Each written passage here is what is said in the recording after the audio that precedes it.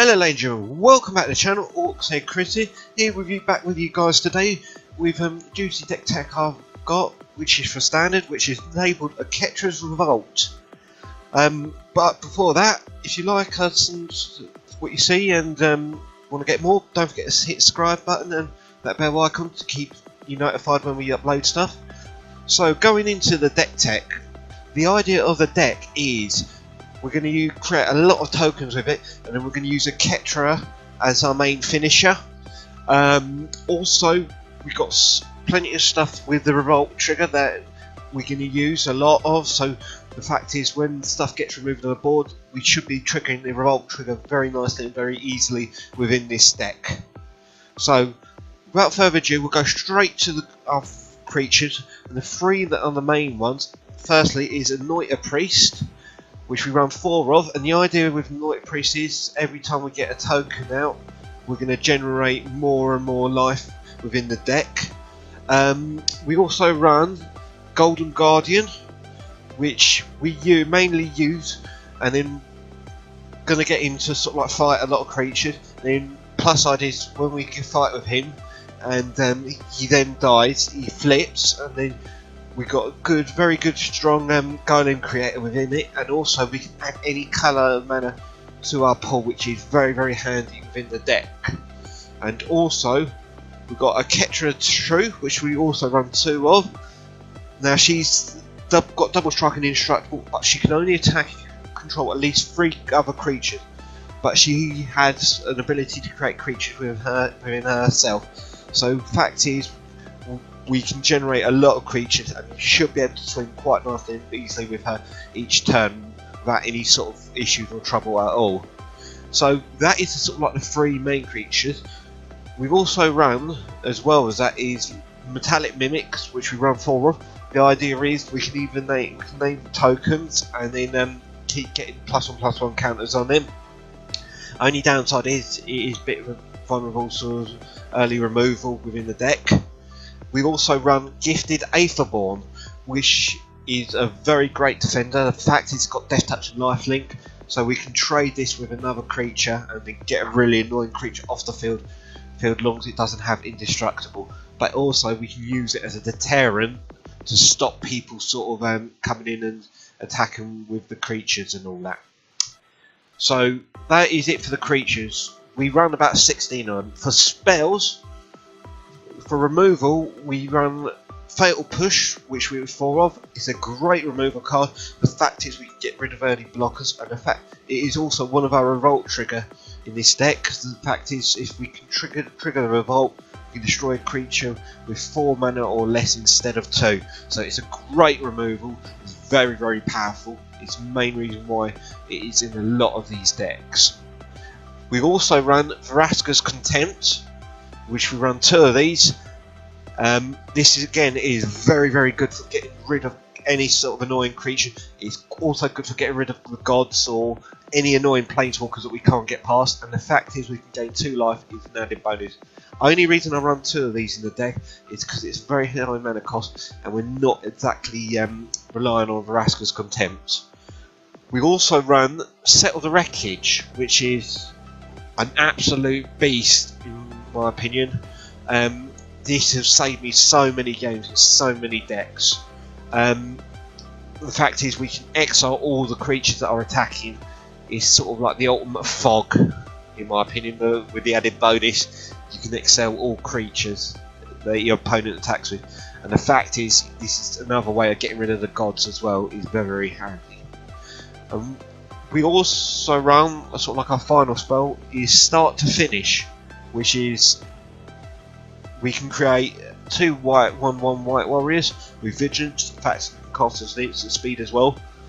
But also the added bonus is we get the finish trigger as well, which is the Aftermath. And then although we got a sacrifice creature, again another Revolt trigger, but we get to destroy a target creature as well. So the fact is we can use that as a destruction creature as well, is very, very handy. So that's it for I suppose our instant source. For enchantments we run quite a bit. We run about 10.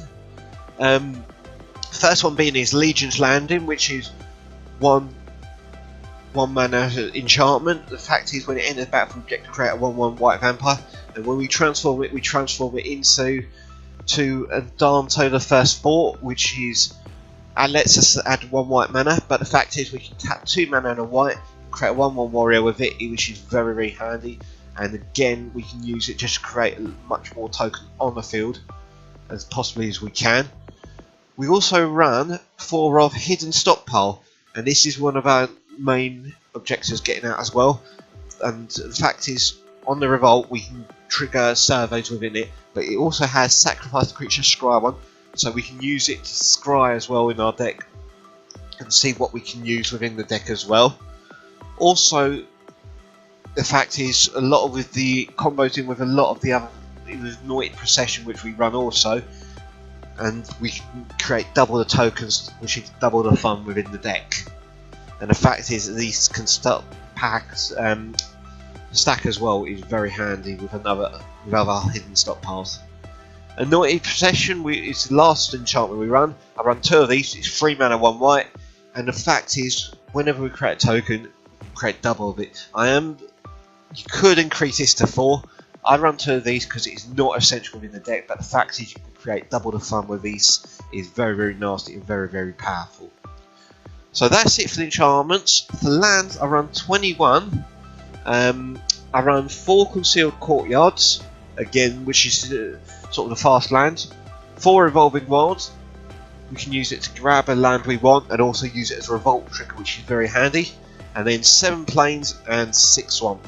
So that's it for the main deck. For the sideboard, I run 2 Duresses, which we can use to remove stuff from people's hands, for as long as they are non-creature or non-land from it. We also, for sort of like attack as well, we also run Dispossess, which allows us to remove an artifact card from the person's hand or deck or graveyard, which is very, very handy. It's good for getting rid of God's Gift and all that within it.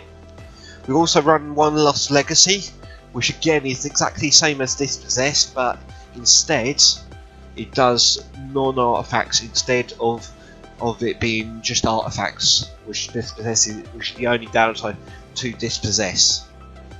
So for artifact removal, we run just 1 Fragmentize, which is just to get rid of any annoying enchantments that your opponent may put on the battlefield.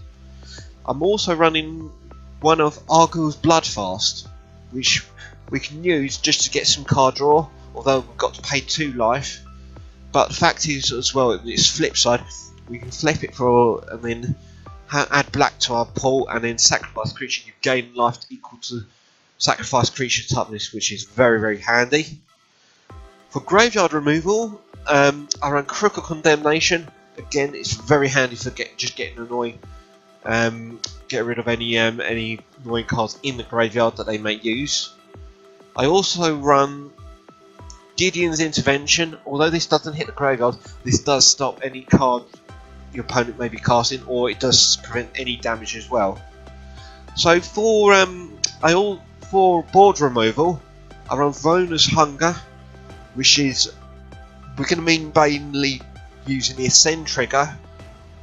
So the fact is, the Ascend trigger, as long as we control 10 or more permanents, we get the City's Blessing for the rest of the game. And basically, with this City's Blessing, the opponent sacrifices half the creatures he or she controls rounded up rather than just 1.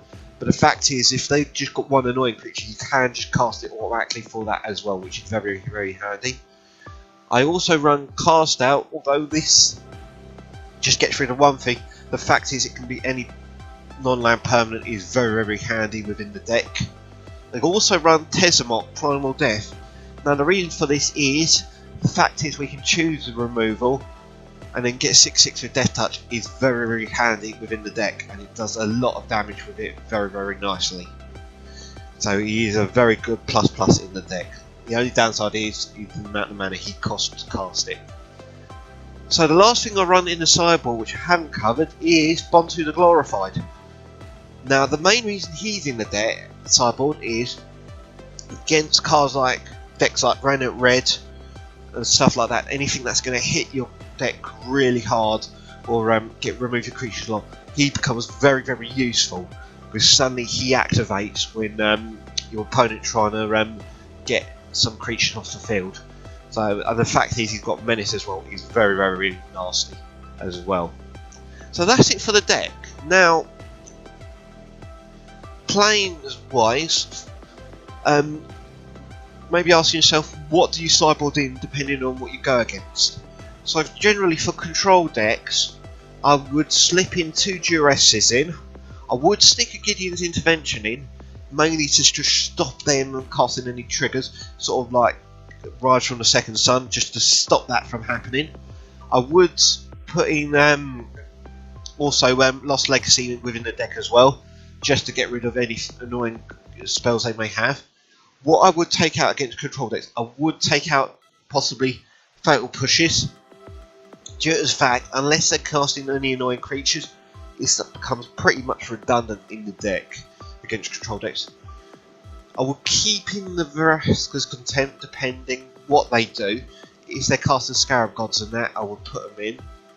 But generally speaking, I might take him out, so that would do it. But I would keep Settle the Wreckage in, because again, if they cast anything powerful like the gods or anything, because I guarantee you they probably might cast a Scarab God, then at least you got something to remove it as well. For Ranu Red, I would put in 2 Bontus Glorified, just because they're going to be hitting your creatures against really, really nastily, so it would be handy to put him in. I would also put in Verona's Hunger, just so that you can keep the pressure on them. And then I would put in also 2 Cast Outs and 1 Tezzamok Primal Death.